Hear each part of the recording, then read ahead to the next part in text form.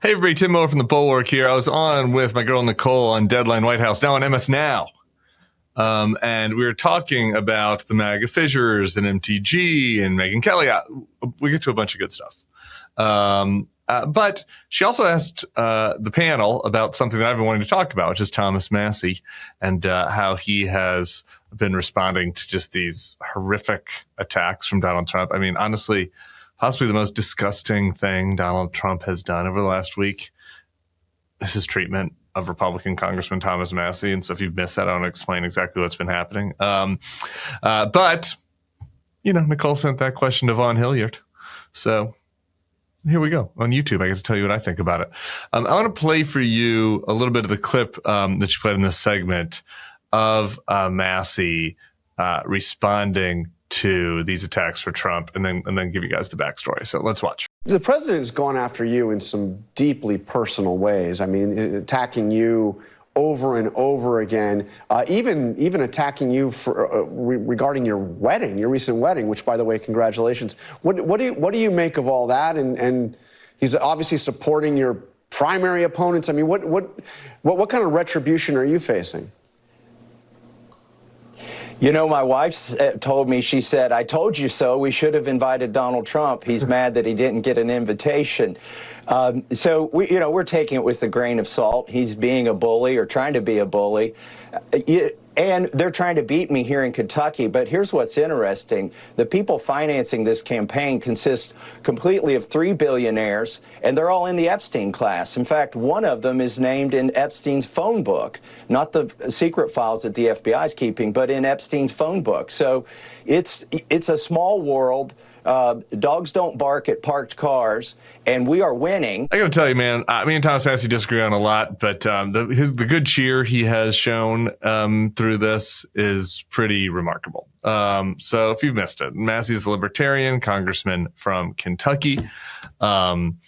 He has been stalwart in pushing for the release of the Epstein files, has been the partner, the wingman, or I don't know who's Batman and who's Robin, but he's been wingman with Ro Khanna on getting the discharge petition filed for the Epstein files. He's also spoken up against Trump on other things, particularly areas of government overreach, things that, believe it or not, there's, I think, 9 authentic libertarians in the country who actually just want to respect people's rights and aren't using it as a cover for supporting, right-wing revanchist ideology. So Massie's caught Trump's ire for all this. Trump is working on a primary against him. Like the Adelsons and others are putting in millions upon millions to primary Thomas Massie. Good luck with that, everybody. Don't think you know what's happening with the Republican base if you think that having a bunch of interventionist billionaires throwing in a bunch of money into a random House district in Kentucky is going to be a winning strategy. But rather than just going after him politically, rather than just doing the Trump thing where he does nicknames, Trump dropped an intensely personal and heinous attack on Massie. And I want to read it to you. This is Trump on social media. Did Thomas Massie, sometimes referred to as Rand Paul Jr. because of the fact that he always votes against the Republican Party, get married already? ? Boy, that was quick! ! Anyway, have a great life, Thomas, and ? His wife will soon find out that she's stuck with a loser. If you don't know the backstory about this, Thomas Massie's first wife died tragically about 1.5 years ago. He had been with her since high school. They're high school sweethearts. They've been married, I believe, for 31 years. Her name was Rhonda. She had health struggles for a long time, but the very end was more sudden than expected. Then over 1 year later, he married his new wife, Carolyn, who had been a former staffer for Rand Paul, so had been known each other through the libertarian connections. There's a big profile on the two of them in the Cincinnati Enquirer that I want to point you to. Seems like they found somebody that they can both share their unique interests with. Carolyn said they got together, they butchered chickens at their private ceremony. They enjoyed raw milk with their wedding cakes and margaritas, and they signed a waiver indicating they take full responsibility if any guests got sick from the raw milk. So again, not my people really, But I want everybody to be able to live a life of purpose and meaning and find love and find fulfillment and happiness in whatever weird corner of this world they search for it in. They can find it in. And apparently Thomas and Caroline have done that after this horrible tragedy. And good on them.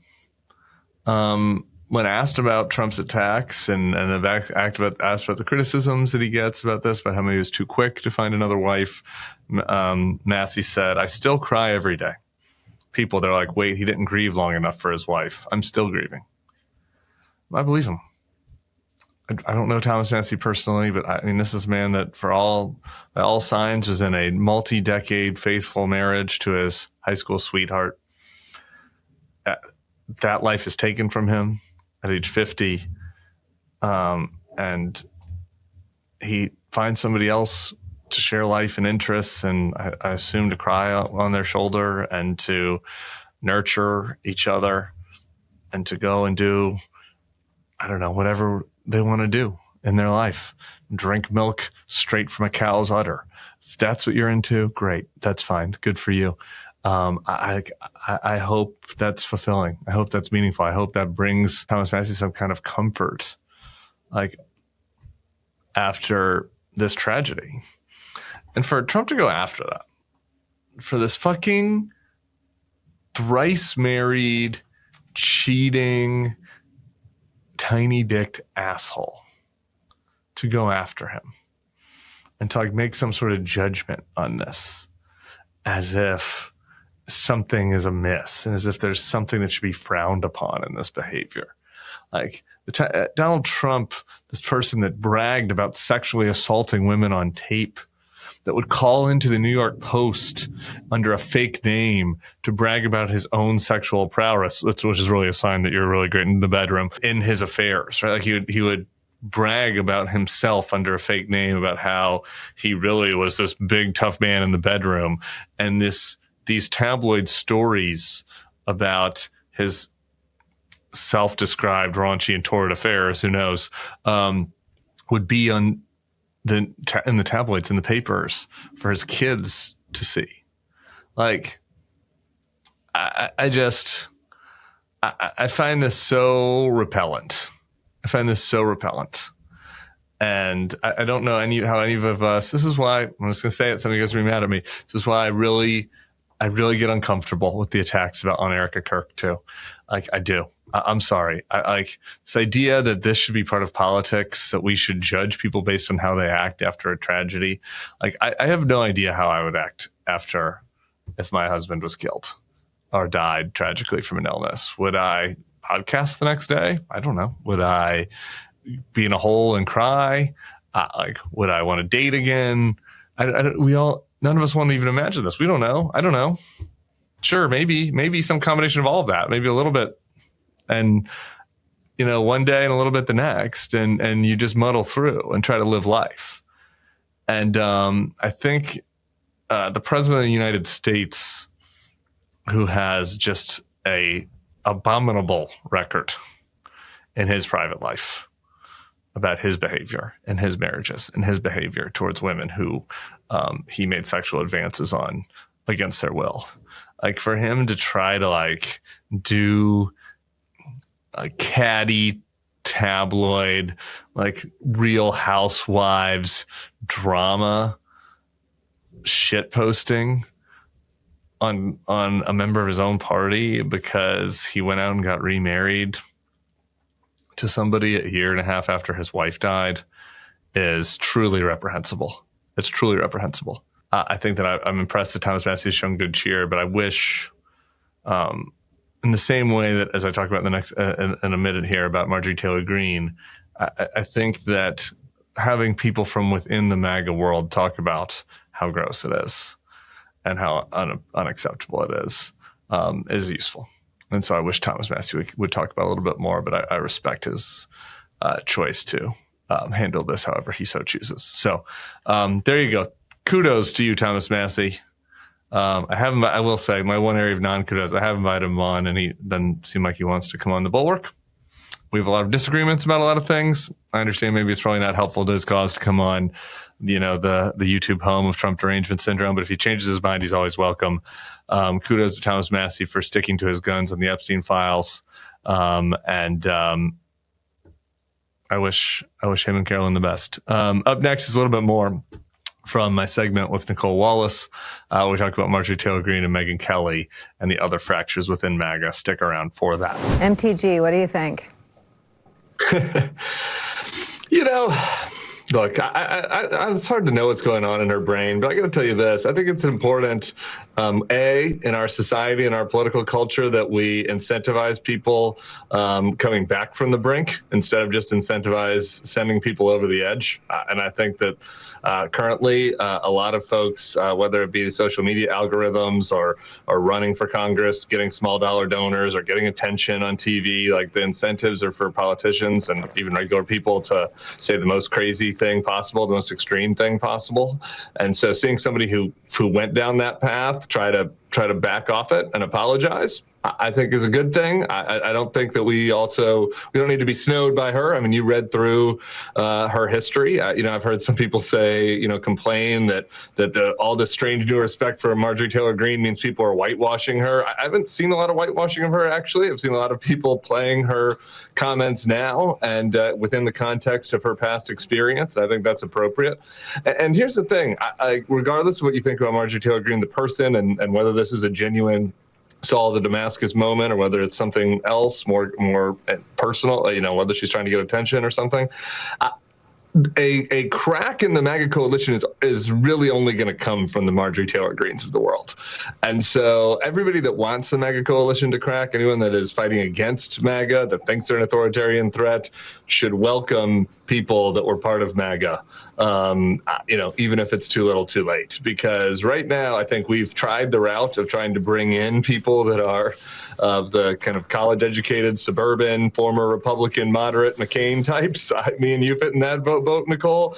We grabbed as many of those as we could, and Donald Trump still won last time. And so in order to crack his coalition now, you need to get people that were with him the third time after the insurrection, and that's going to be a gnarlier process, okay? That's going to be a gnarlier process. We're going to have issues with all those folks, and so if she wants to say she's sorry, if she wants to speak to this, if she's representative of other people out there who feel betrayed by him, who went with him the third time, that's a good thing.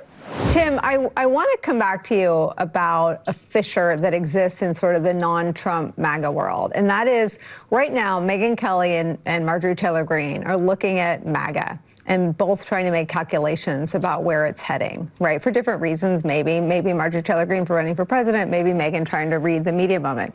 They've ended up on opposite sides, right? SNL had a quip about in the Trump character saying, Megyn Kelly said, Jeffrey Epstein wasn't really a pedophile. I mean, it was so bad it's become part of comedy, which becomes part of culture. Like so bad. And Marjorie Taylor Greene has made this opposite calculation or decision or revelation. I'm actually open to the fact that it's an epiphany. I mean, all the things. However she got into the boat, at least she's rowing towards something better for democracy. How do you think those two prominent MAGA figures ended up looking at the same thing and reaching totally opposite conclusions? Yeah.